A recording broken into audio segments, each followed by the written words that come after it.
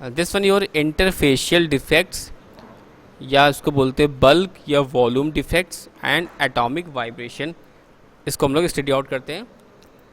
What is the interfacial defect, क्या है? Interfacial defects can be defined as a boundaries. Interfacial defects can be defined as a boundaries that have a two dimensional imperfection. किसमें क्या होगा? To dimensional imperfection होता है इन crystalline solids में।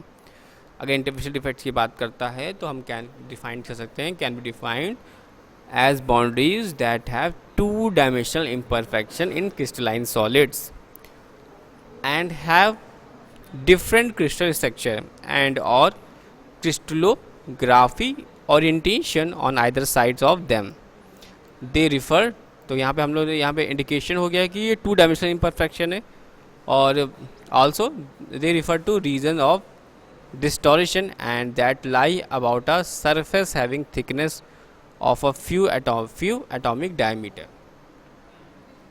For example की बात कर लेते हैं, external surfaces, grain boundaries, twin boundaries and stacking faults.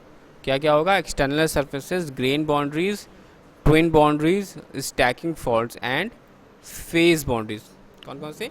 External surface, grain boundaries, twin boundaries, stacking faults and phase boundaries. These imperfections are not thermodynamically stable, rather they are metastable imperfection. They arise from the clustering of line defects in a plane.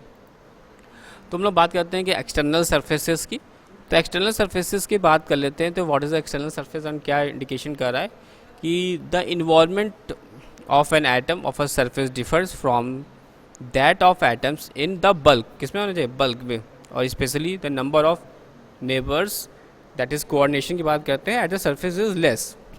दस the unsaturated bond, कौन सा होगा bond? Unsaturated bond जो होगा of a surface atoms का give rise to a surface energy. Thus this result is in relaxation or reconstruction to reduce the energy materials tends to minimize if possible the total surface area.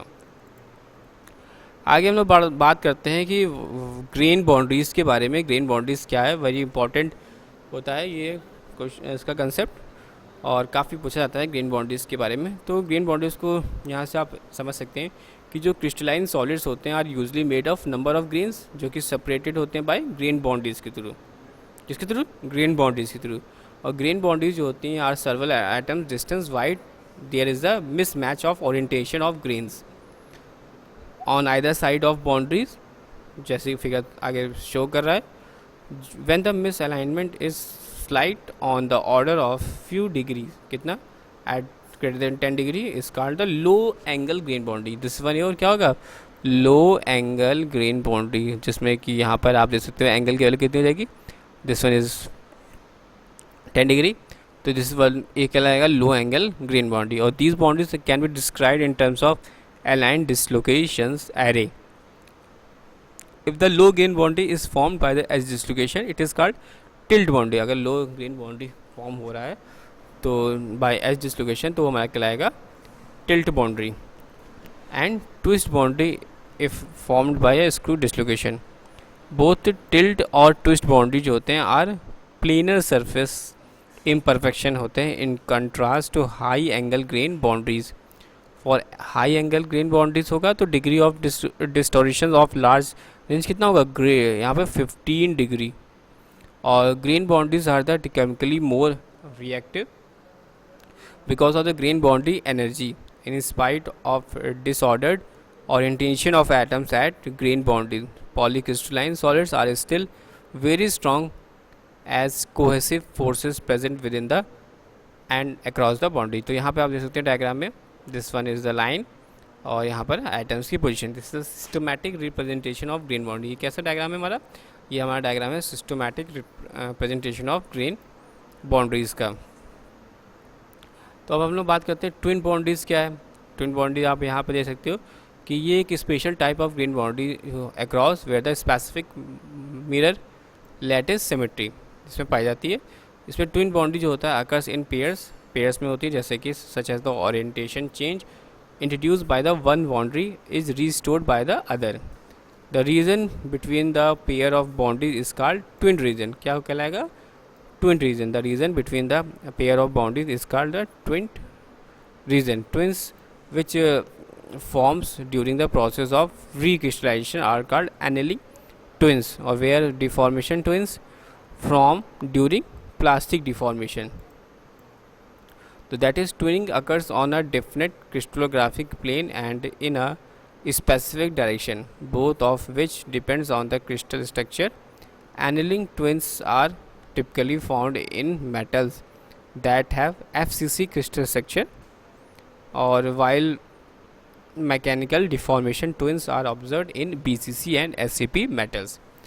Annealing twins are usually broader within the and with straighter sides of the mechanical twins. यहाँ पे आप देख सकते हो twins do not extend beyond the grain boundary. यहाँ पे आप देख सकते हो ये this one is positions of atom, और ये किस तरह से यहाँ पर tilt हो रहा है. that is यहाँ पर twin boundary, one boundary ये हो गई, second that is ये, तो यहाँ पे ये जो बन रहा है that is your twin boundary. This is the diagram of a pair of twin boundaries. अब हम लोग बात करते हैं स्टॉकिंग फॉल्ट्स की. तो स्टैकिंग फॉल्ट्स की बात कर लेते हैं. तो इसमें आपको इंडिकेशन होगा कि there the faults in stacking sequence of atom planes होते हैं. स्टैकिंग सीक्वेंस होता है इन FCC क्रिस्टल्स का ABC ABC ABC dash dash, और सीक्वेंस ऑफ SCP यानी हेक्साक्लोरल SCP क्रिस्टल की बात करते हैं तो उसमें AB AB AB होगा डैश डैश, जहाँ पर डिस्टर्बेंस इन स्टैकिंग सीक्वेंस होगा जो कि forming a stacking fault take place हो जाएगा. क्या कौन सा ले लेगा? स्टैकिंग फॉल्ट ले लेगा, जहाँ पर दो काइंड्स ऑफ स्टैकिंग फॉल्ट्स हम लोग जनरली कंसीडर करते हैं.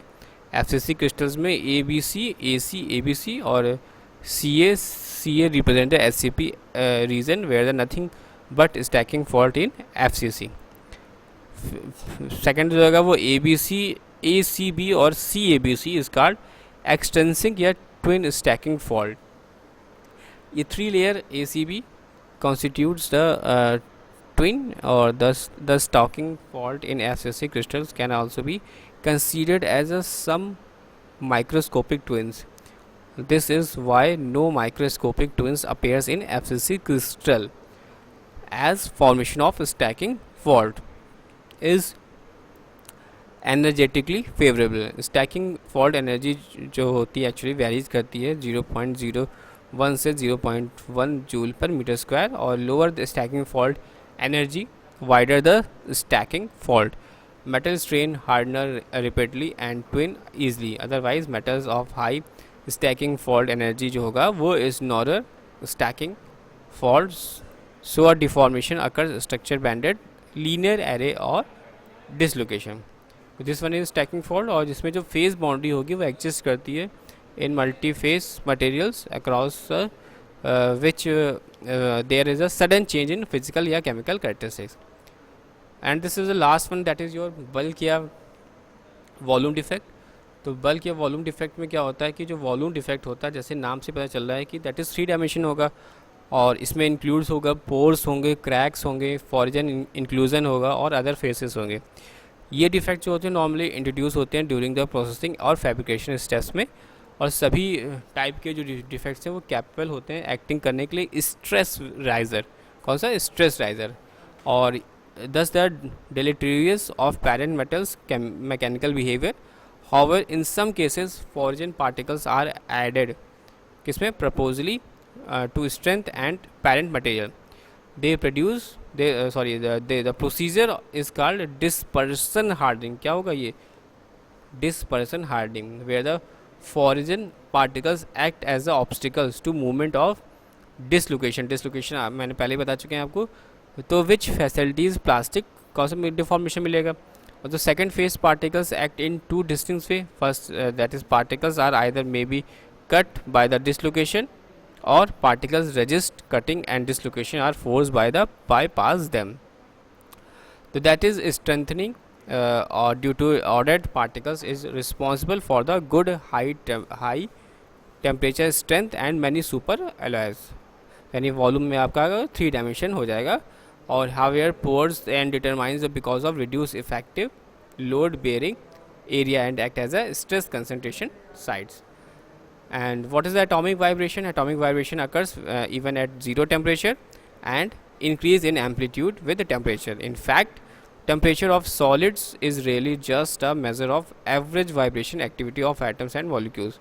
Vibration displays transiently atoms from the regular lattice side. This one your atomic vibration. तो इसमें आपने देखा डिफेक्ट्स के बारे